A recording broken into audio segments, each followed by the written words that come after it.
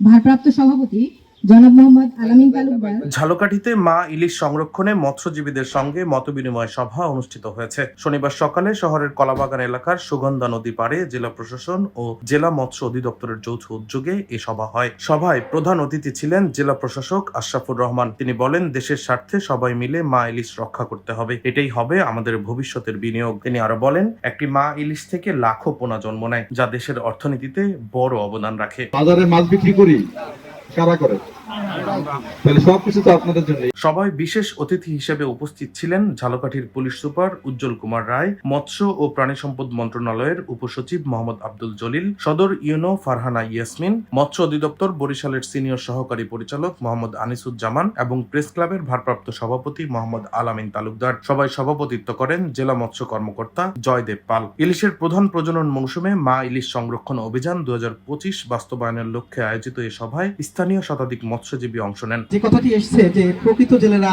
আসলে মাছ ধরে না, কথাটি সত্য। ডেস্ক রিপোর্ট, দৈনিক ডেস্টিনি।